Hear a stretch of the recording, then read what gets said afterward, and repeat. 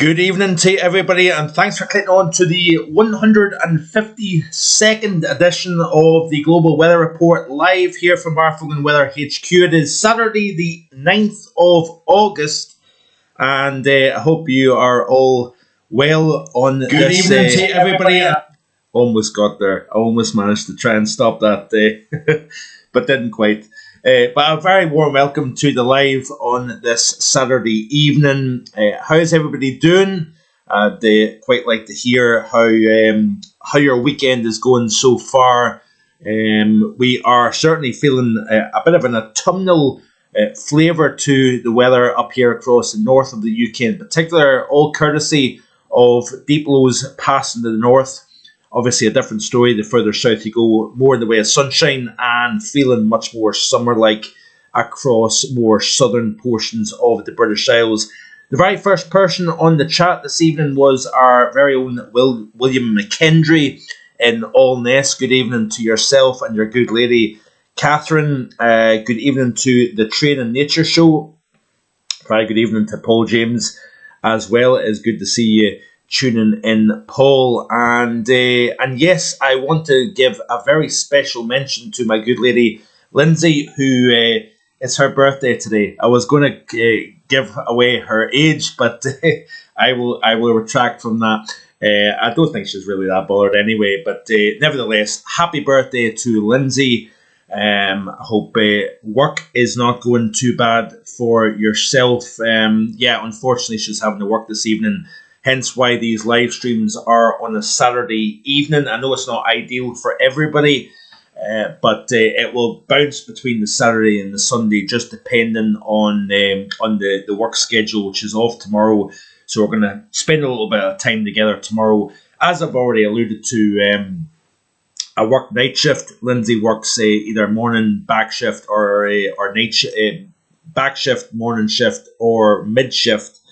So quite often we're ships passing in the night, so we need to kind of cherish the time that we have together when we can. So she's at work at the moment. I'm doing the live stream, and yes, things are good certainly in the Vogan Weather household at the moment. We had Storm Flores obviously back on Monday. We lost power for probably about 30 hours or so here at the house.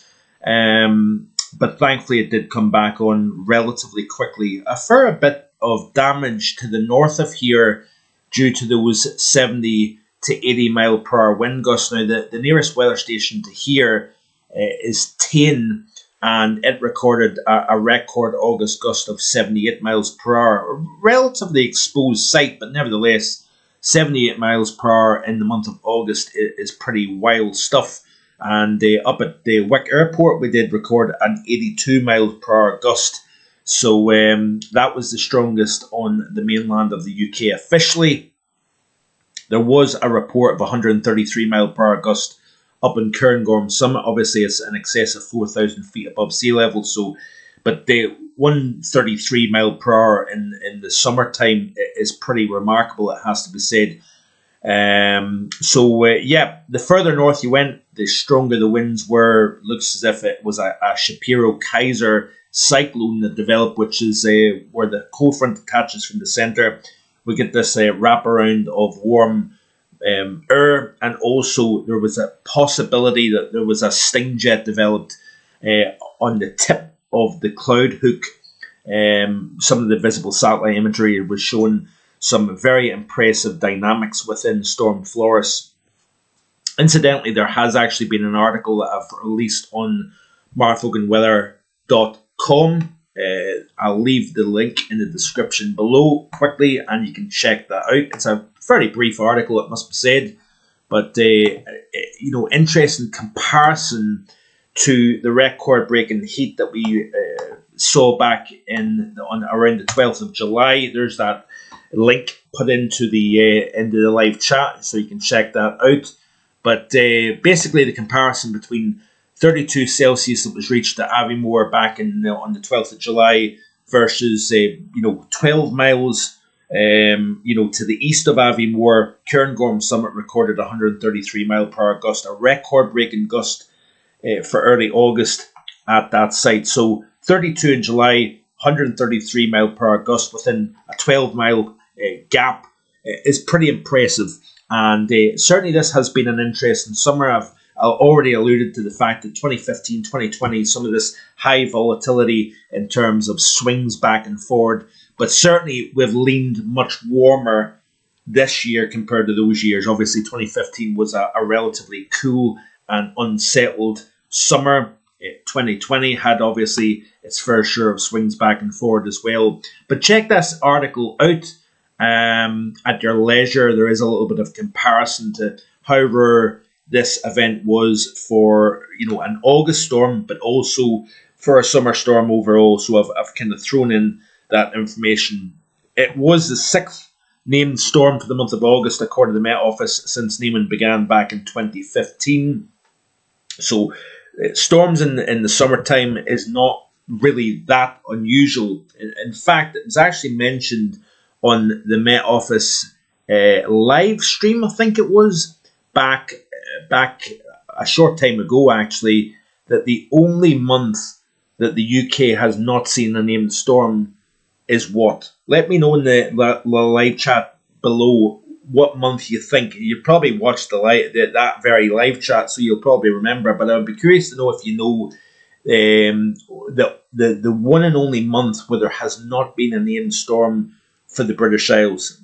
So let me know. But some nice birthday wishes coming in for Lindsay. So a massive thank you to everybody for that. It's very kind. So let me see here what folks are saying here. Good evening, Mark, and everyone, says the Training Nature Show. Good evening, says Paul James. We've got Keith Fletcher as well tuning in. Good evening, everyone. Hope you are okay. We've got Stephen Turton tuning in. First time on here, everyone. Hi, everyone. Happy birthday, Lindsay. Thank you very much, Stephen. Warm welcome to you, and I hope you enjoy the content that is available on this live chat this evening. Good evening to Hazel Kitching. Hello, it's nice to see you again. I hope you are all well. I have liked and subbed. Thank you, Hazel. So thank you very much, Hazel, for doing that. And that brings me on to say the usual piece. Be sure to hit that like button. It lets myself and YouTube know that you're enjoying the content here on this channel. And hit that subscribe button. Unbiased, unhyped content 7 days a week. And we will be, I was going to say unfortunately, we are going away for a short break at the end of August. So there probably won't be a live stream on, I think it's, Sunday the 24th of August. There will be no live stream that particular day or weekend for that matter. There will be a couple of pre-uploaded videos, including the latest thoughts on winter. So I'm looking forward to bringing you my latest thinking with regards to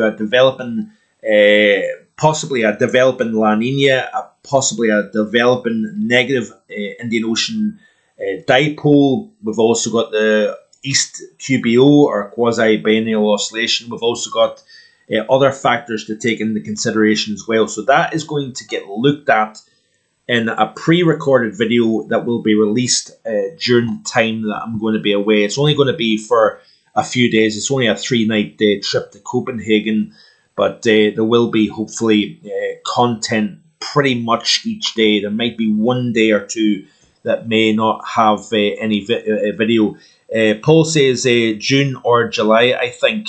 Well, there's been named storms, Paul, in the month of June.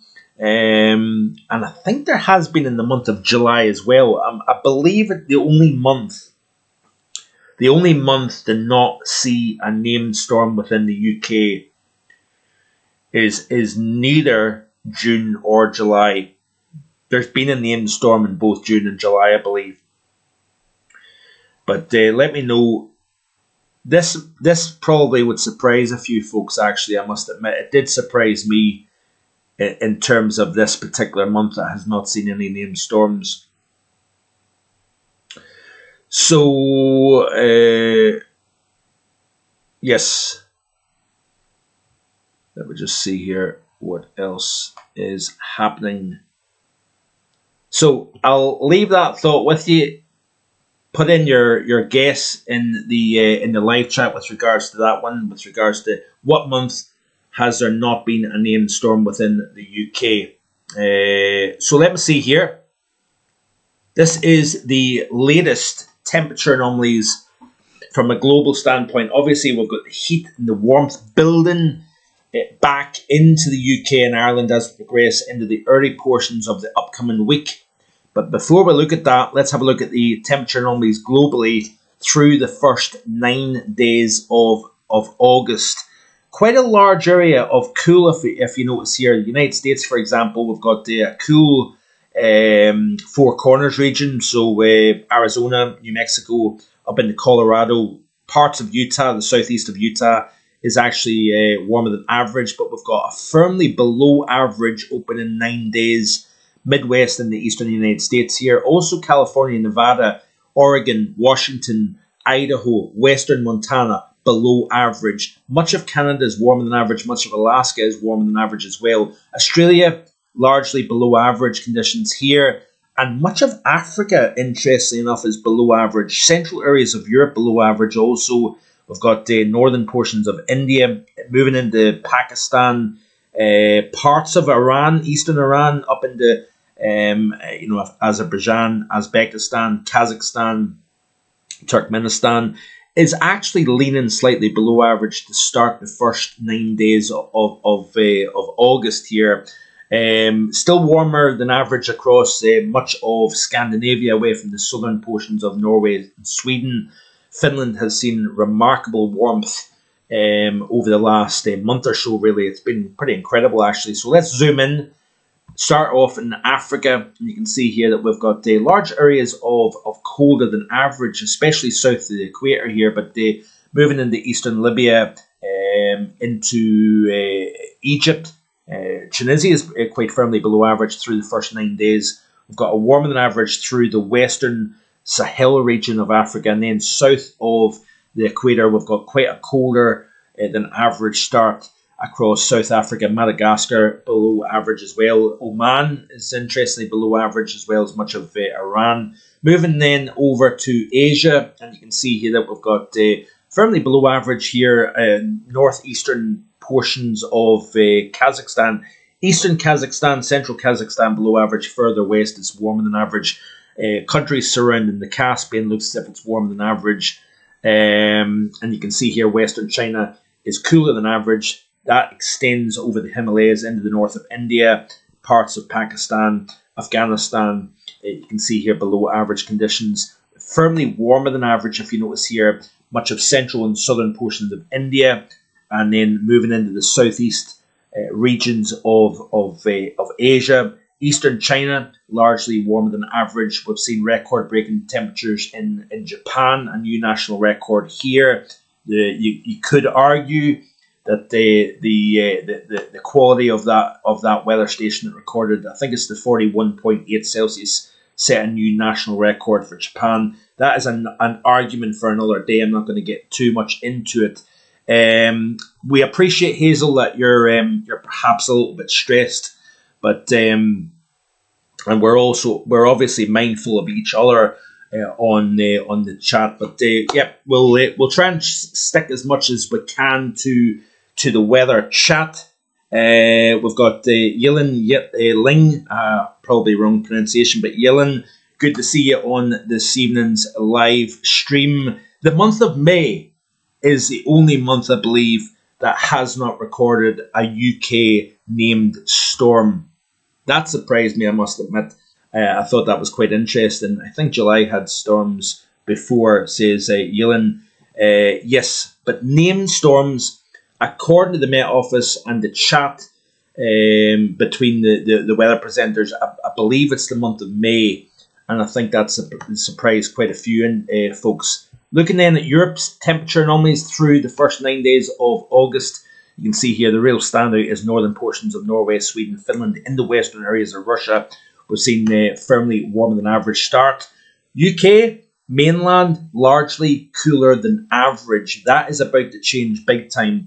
Ireland, it looks as if it's close to average, slightly warmer than average across the southeast. Then moving into the north of France, Low Countries, Germany, Poland, into that central regions of Europe here, colder than average. Southeast, southwest is firmly warmer than average here. Looking at the United States specifically then, you can see here it's been a cool, really cool start across to the east of the Appalachian Mountains here over the eastern United States. Midwest colder than average. Then you've got basically the western high plains into the front range of the Rockies is largely warmer than average, and moving down into Mexico, it's warmer than average as well.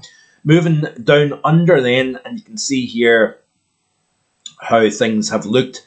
Let's look first and foremost at Australia, and it's largely colder than average across most of the country with regards to temperature anomaly, but you can see here the southeast and Tasmania is warmer than average, as you can see.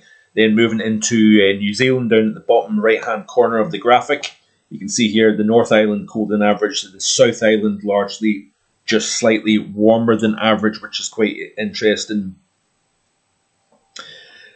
The Train in Nature show month without a named storm is really making me think. So used to hearing the named storms and never really take note of the month they occur in. I even Googled it, and Google was no help, laugh out loud.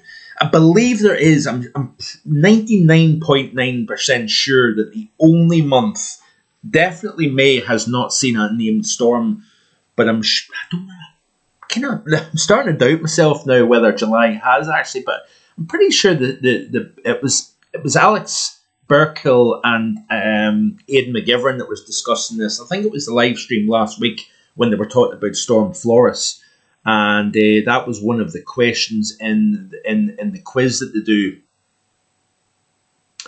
So that's the temperature anomalies. Have I looked at South America? No, I haven't. Let's have a look at the temperature anomalies for South America then. It's a bit of a mix and match of warmer versus colder than average. You can see here the Amazon Basin here, colder than average, but most of the rest of Brazil into Paraguay, Uruguay, warmer than average. You can see here a bit of a mixed bag here, Bolivia, Peru, up into Colombia, and then also down into Argentina's average to slightly below average in terms of temperature anomalies. So let's move on then and see what the temperatures are looking like globally at this moment in time. So let's zoom out. This is on weatherobs.com, and the normal areas are cool. Generally the normal areas that are hot, you would expect to see hot, is generally the case. Obviously it's early morning time over the far east, so temperatures are coming off their minimum here, anywhere from, obviously eastern Russia all the way down towards Australia. Tropical Australia into the low 20s for a minimum. Then as you get further south, you can see here that temperatures are in the low teens, upper single figures. The hottest part of the planet at the moment is over the west side of the Sahara Desert, moving into the Middle East as well. We've been seeing temperatures close to 50 Celsius in the last few days. Not really much of a surprise here. Some very, very hot conditions across parts of eastern Turkey. This afternoon, I've seen at least a 46 achieved in the east of Turkey, and close to the Turkish-Syrian border. We've seen some very, very intense heat here. Also very warm, mid to high 30s across Spain and Portugal. We've got temperatures into the mid-30s across the south of France, upper 20s, mid-20s across the north of France, extending into the UK. We'll look at the UK temperatures in just a second. In terms of the United States, we are seeing some fairly hot conditions. Not too bad, mid to high 20s, generally east of the Appalachians. Further west into the Midwest, we've got temperatures into the upper 80s, low 90s, so generally kind of 31 to 33 Celsius, quite widespread across the Midwest. Temperatures low to mid-20s across the upper tier of the United States, and then as you go down towards the central and southern plates, no surprise here, we've got temperatures into the upper 30s, so upper 90s to close to 100 degrees Fahrenheit, Oklahoma, parts of North and West Texas. Then as you move into New Mexico, Arizona, in the southern portions of California and Nevada. We've got temperatures into the upper 30s, low 40s. We did see a record-breaking high temperature at the Phoenix Sky Harbor International Airport of 118 degrees Fahrenheit a couple of days ago. That is a new August record for this region, this site.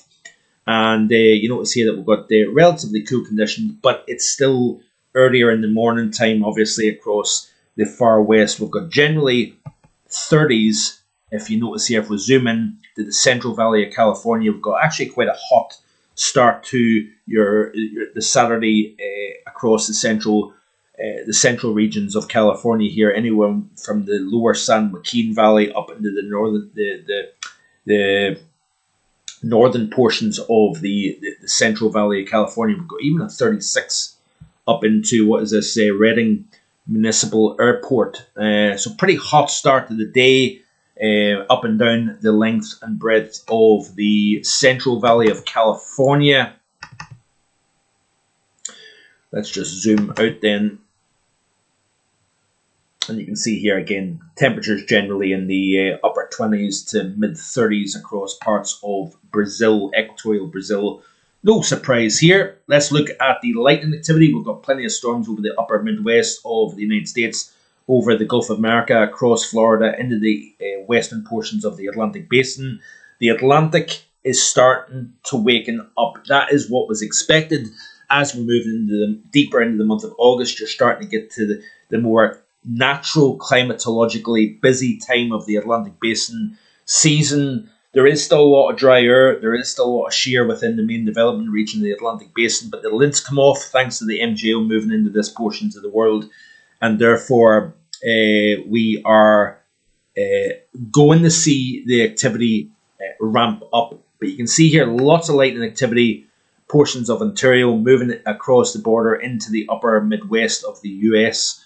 Lots off the southeast coast of the United States, as you can see here, off the west coast of Mexico. Some lightning being detected over mainland Mexico.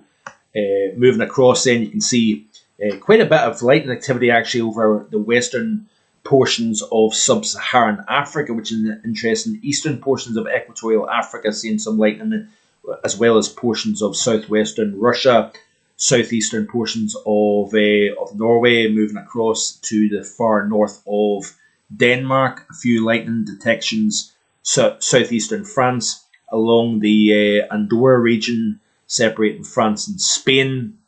And then moving across to East Asia, we've got some lightning activity showing up over parts of Malaysia, Indonesia, east of the Philippines, east of Borneo here, or Papua New Guinea, should I say, parts of eastern China, probably along that Mayu front, and also just to the south of the Russia-Chinese border. We're seeing some lightning, far southern portions of Japan as well, and some east of Australia. These are the current temperatures then across the British Isles at the time of, I was going to say recording, but we are live, 27 minutes past 7 on this Saturday evening. Got a fresh 14, 15 Celsius across the far north, even 13 in Aviemore, mid-teens through the central belt, and you can see here that we've got temperatures 23 to 25 Celsius across the southeast of the British Isles. So let me just see here real quick. In terms of temperature anomalies, this is how it's looking at 18Z today according to GFS. So we've actually got below average conditions across Scotland, northern portions of England as well, warmer than average across the southeast and eastern England, and even slightly below average across the far north of France, which is interesting. But then Central Europe, into central and southern France, into Iberia, we've got generally warmer than average conditions here. Obviously, we've got the remnants of once Tropical Storm Dexter that is moving towards the UK and Ireland. What that's going to do is it's going to force the high a little bit to the east. While we're seeing the subsidence, compressional heating underneath that area of high pressure, day by day we're seeing the temperatures gradually rise, particularly across the south and east of the UK. What we're going to see is we're going to start to tap this warmer source over Spain, France. That will then drift north over the channel as we move into the day tomorrow, Monday, Tuesday, possibly Wednesday as well. Question mark is going to be exactly when the peak of the heat arrives. I think it looks as if likely Tuesday, but it's the combination of the low approaching from the west, high shifting a little bit to the east, picking up that southerly flow. So we're drawing that more enhanced heat over France northwards. That is going to that may present the opportunity for temperatures reaching the mid-30s, believe it or not, as we move towards Tuesday. So we've also got Jim Bob tuning in. Good evening to yourself, Jim. Hi, finally seeing a live stream. How is everyone? It's good to see you, Jim, back on the live stream. Hope you're enjoying your weekend. Who else are we seeing here? Okay. Don't think there's much else at the moment. I don't think I'm missing anything. We've got 26 concurrent viewers.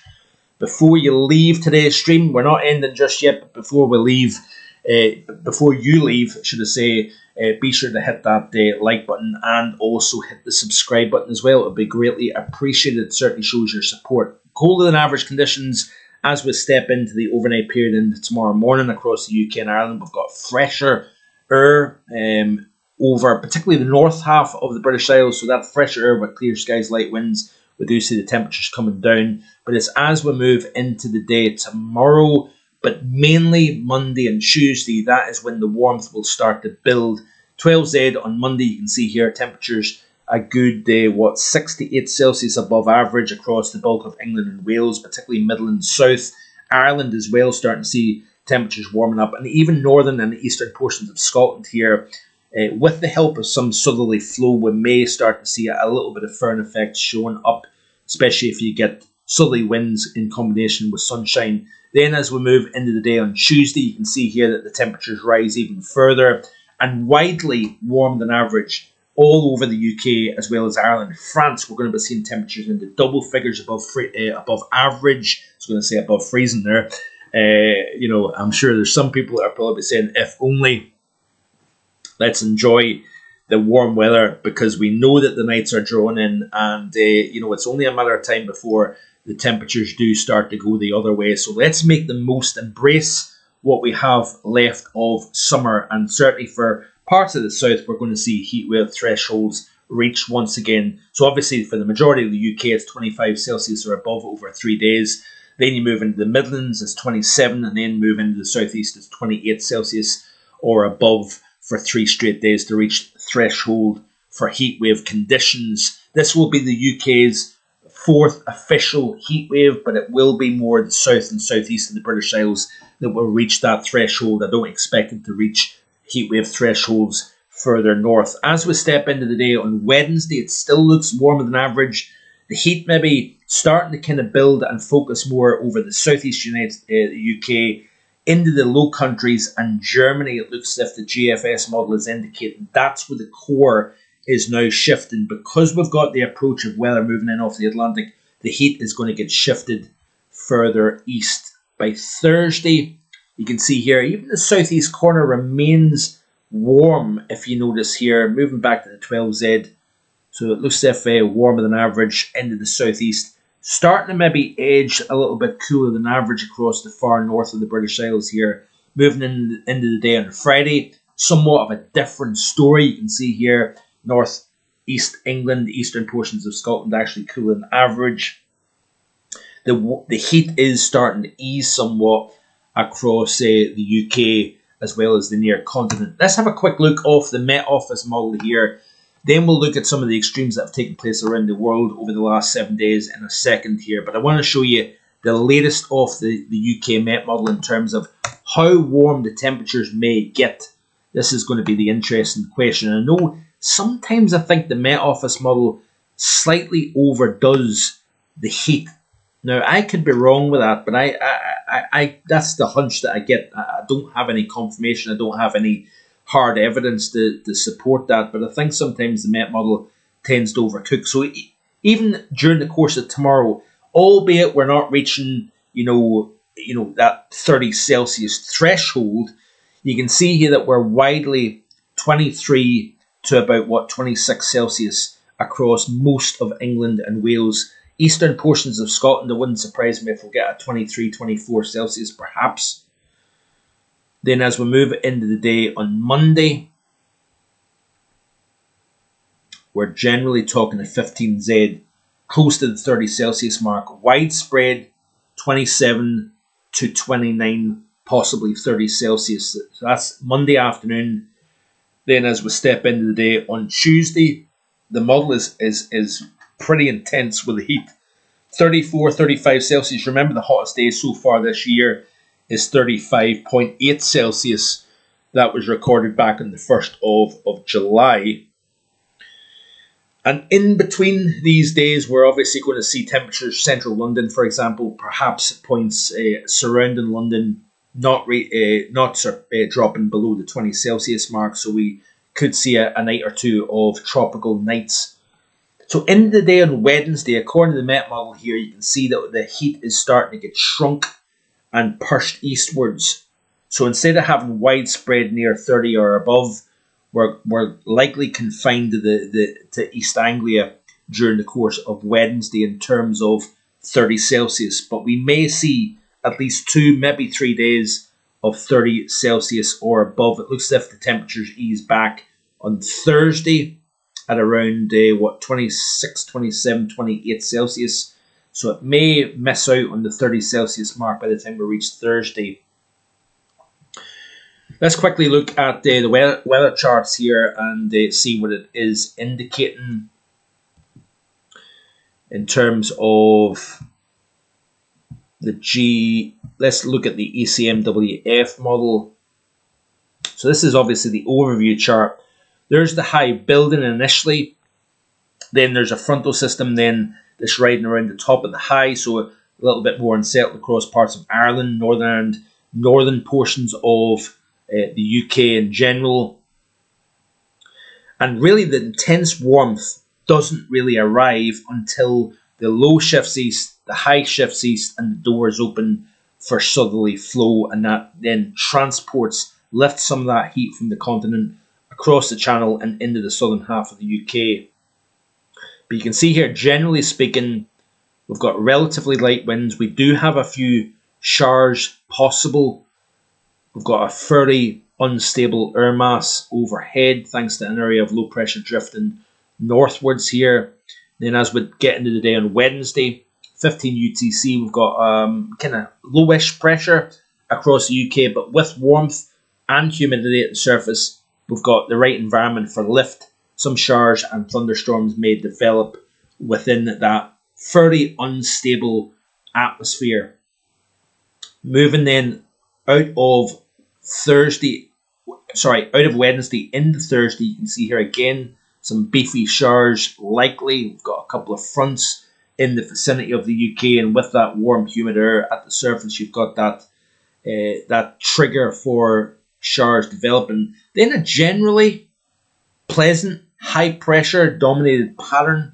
This is generally the theme actually as we move right the way through the middle and second half of the month. Then we go back to what we've had already, high pressure extending from the Azores across Central Europe, low pressure towards Iceland with associated frontal systems crossing over the top of the UK, over the top of that area of high pressure. So it's generally playing out as expected. Low pressure to the north, high pressure to the south. That has been the kind of thinking for quite some time here. Good evening to Jason.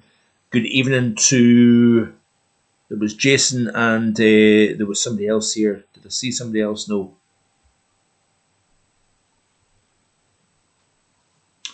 I thought I seen Frog's Legs Matthew. Good evening to yourself as well, Matthew. It's good to see you. So anyway, let's have a very quick look actually at the 850 temperatures. So you can see here, like I say, with the high during the course of tomorrow, we've actually got relatively cooler, fresher air in the mid-levels of the atmosphere. So that means that yes, we're going to warm things up at the surface, but that heat is going to be somewhat limited due to that cooler air in the mid levels of the atmosphere. Notice the core of the warmth is to the south of the British Isles. So yeah, 27, 28 Celsius possible in the southeast during the course of tomorrow. But what brings us to that next level from 28 to 32, 33 is the fact that we're importing some of that heat from the near continent into the southern half of the UK as the high slides to the east. Then as we'll play it through, you can see here the 15 Celsius isotherm off the ECM reaching all the way to the North Wales, northern portions of England region here, which is quite interesting. Midday on Wednesday, 15, 18 UTC, the UK as a whole is in reasonably warm air. And if we look at this graphic here of, I think it's the GFS ensemble, you can see here predicted 850s temperatures of the model here for London. Yeah, it's the GFS model, and the mean of the run is indicating temperatures close to about 18 Celsius at 850 millibars over London, which is quite interesting. Then we've got this kind of steady decline in temperatures, which is interesting beyond Tuesday. Looking at Inverness then, the northern half of the UK, and temperatures at 850 are expected to reach 12, 13 Celsius during the course of Tuesday into Wednesday here, and then again a steady drop back a little bit closer to average, but there is some model runs indicating temperatures reaching 15 Celsius at 850 over Inverness later on next week.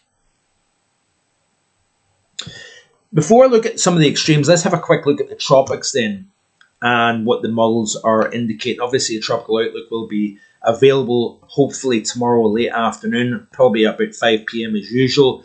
You can see here this area is just coming off Africa at the moment. It's got a 50% chance of development over the next 7 days according to NHC. There is a lower chance of a feature over the central tropical Atlantic. That has only a 20% chance of development over the next 7 days here. So it's only these two features here at the moment that the NHC are kind of keeping a close eye on. Let's have a quick look at the infrared imagery then. This is off tropicaltidbits.com. You can see here, there's the remnants of Dexter then moving off the chart. You can see here quite a large and fairly robust wave coming off Africa. That is the feature that NHC has highlighted, 50% chance of development. Then moving up into the northern regions of the main development region. That's kind of borderline between tropics and subtropics. This feature, that's the feature that has a 20% chance of some form of development. We've got convection running across from east to west over the South American continent, as is typically the case. Then we've got the blow-up of thunderstorms surrounding Florida. There's the upper Midwest thunderstorms that I showed you in the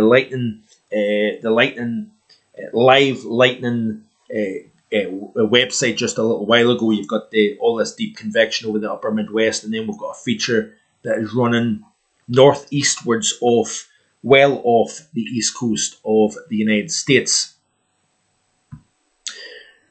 So this is on Volcanic on Twitter. Always show some very interesting videos and footage of some of the extremes that have been taking place around the world. You can see here that some big hail in the Kars region of Turkey. This was a tweet from earlier today.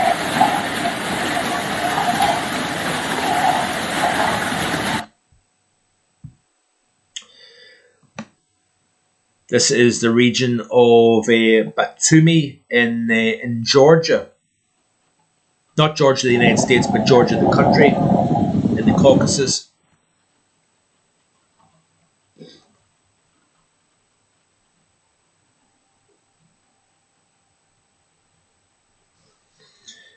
Very good evening to Hebridean and to admins Rose Robertson. Good to see you both on the live stream this evening.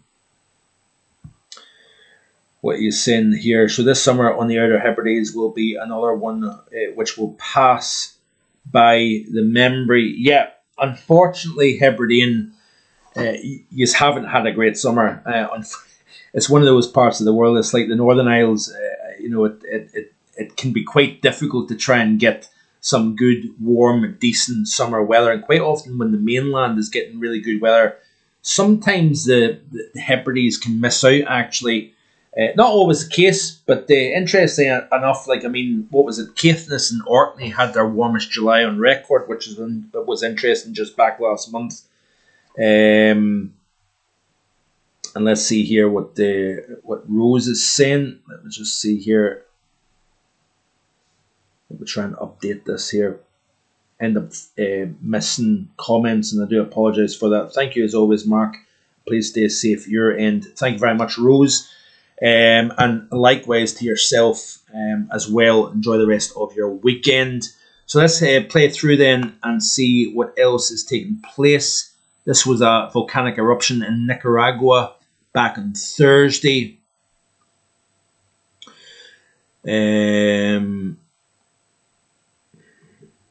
Again, this was in Batumi. I think that's how you pronounce that, in Georgia. Major wildfires in parts of Greece. Obviously, when you got intense heat over Turkey, you get a heat wave developing and strong gusty winds develop over Greece as a consequence of the heat low over Turkey. Horrific night for volunteer firefighters in eastern Attica in Greece. Check this out.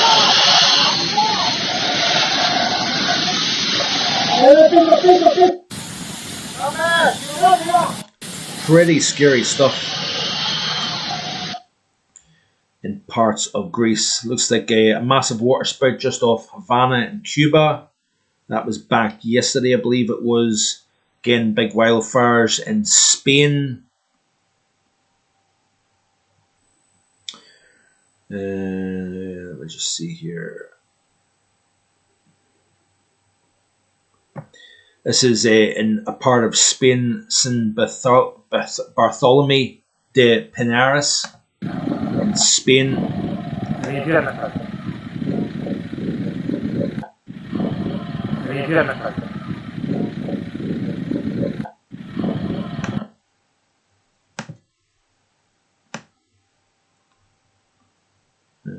This is in Turkey. Again, wildfires. Wildfires are a big problem. Wildfires are a big problem in the Mediterranean basin during the summertime anyway. It has to be said. This was some flooding in parts of India. Let me see here. This was an interesting one here from TAF in Saudi Arabia. This was back yesterday.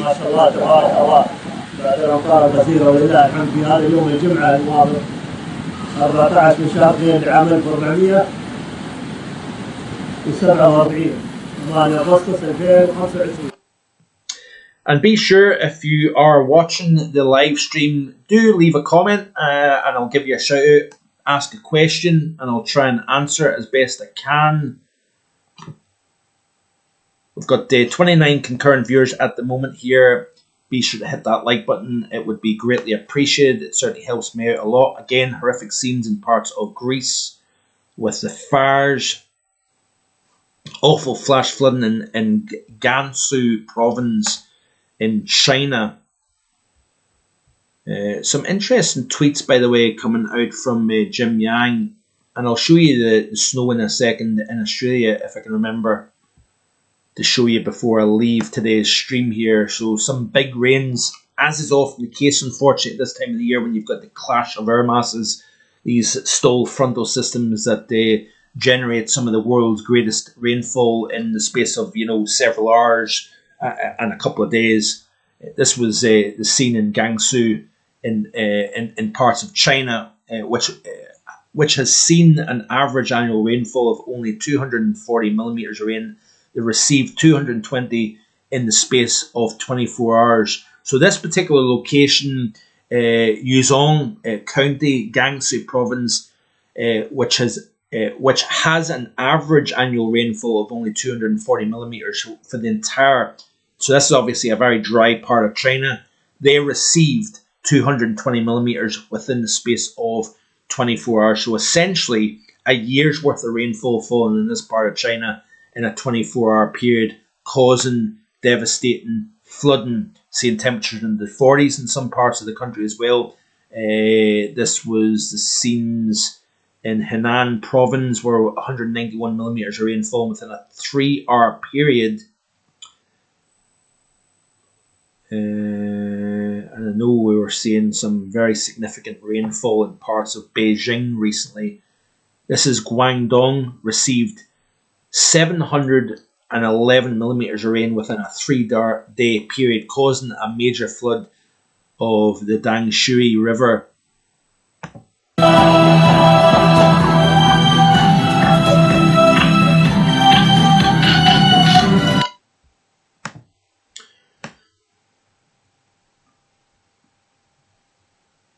So yeah, Guangdong in Fushan recorded 280 millimeters of rainfall within a 24-hour period here. Extreme heat to 106 stations in China broke records for the lowest and highest temperatures in August, of which 40 stations broke records for the lowest and highest temperatures of the whole year. Temperatures as high as 44.2. Let's just see here if there's anything else I can show before we move on.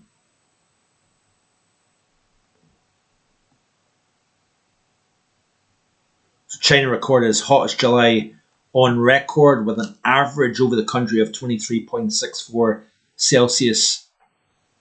Hottest July and the hottest month of all time in China since records began. 9 provinces broke their July record, and 5 provinces recording their second highest July temperature. So quite a significant record, quite a significant heat for the month of July in China. Continuous torrential rain. So Beijing and Hebei from the 23rd to the 20th of July has caused 51 deaths or missing persons in Beijing, 30 deaths or missing persons in Hebei, making it the deadliest rainstorm in China since 2023.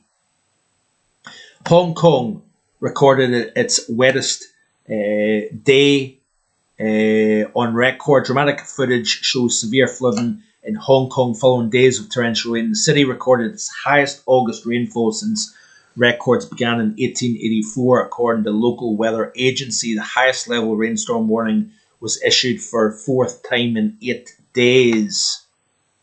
So significant rainfall in parts of Hong Kong.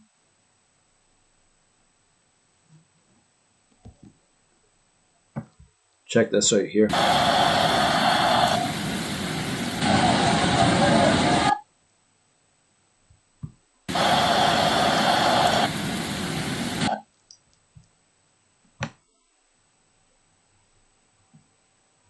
So, back on the 29th of July, more than 200 millimeters of rain soaked parts of Hong Kong.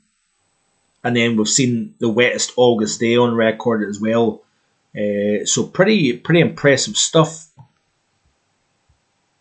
Let me just see here. I'll go onto my own Twitter page real quick.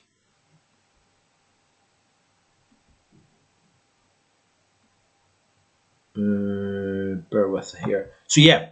So, wettest August day on record was 358.8 millimeters of rain fell within a 24. In fact, it was so within a 24-hour period, roughly the same amount of rain that fell in 17 hours that London gets in an average of 6 months. So, a half a year's worth of rain that would normally fall in London fell within a 17-hour period in Hong Kong. Australia then. We have seen the biggest snowfall in parts of Australia in 20 years. Check this video right here of kangaroos running along or hopping along in the snow.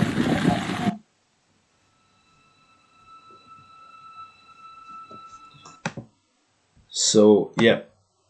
I think lower elevations, mid-alpine regions of Australia, the snow season hasn't just been as good. Upper levels has seen an epic snow season so far, and I think New Zealand hasn't had particularly great luck this season with snow here. But yeah, biggest snowfall in a couple of decades across parts of Australia. Let's check out this video here. Here comes the snowman. I've always talked about going to the snow. I've never seen snow before in my entire life.